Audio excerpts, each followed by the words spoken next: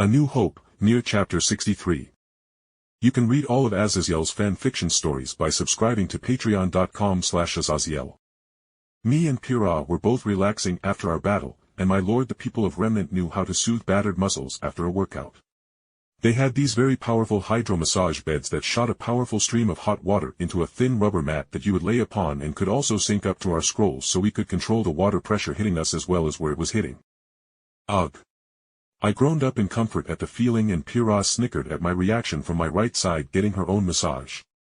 Just this massage makes the possibility of being torn apart by Grim worth it.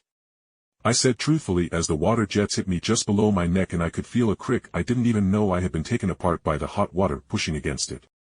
Although these ones are better than the ones I am used to, these certainly are one of the better perks of being a huntsman, Pyrrha said smiling as she seemingly melted into a puddle of contentment on her own table. Being around other humans and even faunus was honestly great for my mental health as I had noticed that although I certainly wasn't depressed or overly stressed back in Nier Automata with all my androids, I definitely felt a lot more at home. I could say with these people that they wouldn't kneel at the realization of my existence. Basically, I felt almost normal again here in Remnant. I didn't need to worry about my magic failing to grow some fruits and vegetables for me to eat. I didn't need to worry about some huge Goliath machine lifeform digging itself up from under my bunker. Here it was just me and a bunch of other teenagers messing around while we were in school. As Jean and Pyrrha began talking about setting up some time for Pyrrha to beat some combat skills into Jean, Ruby, and Weiss sat on the other massage table that was on the left side of me. So Jake, what kind of metal did you use for your sword? Ruby questioned me and I honestly had zero clue what kind of weird maso magic was used in the magic of the Yoarha weapons, so I had to deny any knowledge. I was given this weapon as I left home as a gift, so I can't tell you any information as it was kinda a rushed thing, I said evading the subject before I looked to my partner Weiss. So, Weiss, when will we share a little dance? As your partner, I should get to know you better. I said lightly before my face twitched as the Primaris took my words differently than I expected.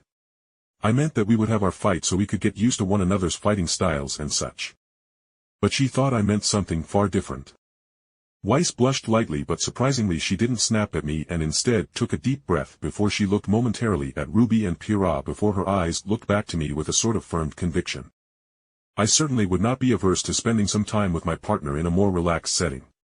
Let me just set up the details and I will get back to you in a day, Jake.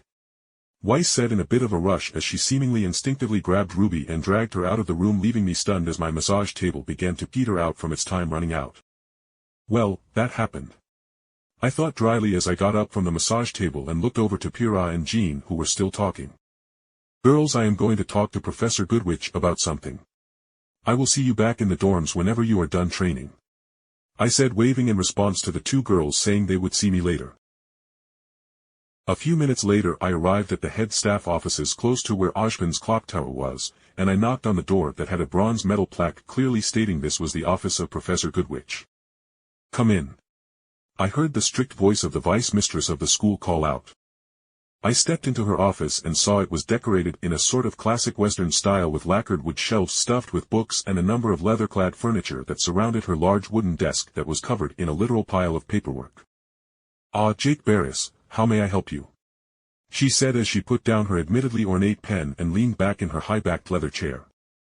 I thought for a moment the best way to phrase my question in a way that wouldn't be instantly rejected as I sat down in one of the leather seats in front of Professor Goodwitch. Professor, I was wondering about the school's stance on students going into the Emerald Forest to clear out the Grim for training. I asked, simply not alluding to myself going out alone and instead meaning with my team when I said students in plural. Goodwitch gave me a judging look as she wrapped her fingers along her desk before she slowly spoke. I have seen your combat skills as well as your partner and the rest of your team. I believe you and a couple others on your team to be ready to wander close to Beacon's grounds and kill the Grim, but on the other hand a couple of your members are clearly not ready for such dangers. Do you understand what I am getting at? She spoke as she alluded to the state of my team. I nodded with my eyes closed as I went over what she meant. Basically, I was allowed to do so but I needed to be with others and Goodwitch was saying that Weiss and Pyrrha were ready for such an adventure, but Ruby and Jean weren't. Though I disagree on her point about Ruby being unready to kill Grim. Was there anything else, Mr. Barris? If not, please see yourself out as I am currently swamped with paperwork. She said dryly, waving to the stack of paperwork atop her desk. Very well, thank you for your time.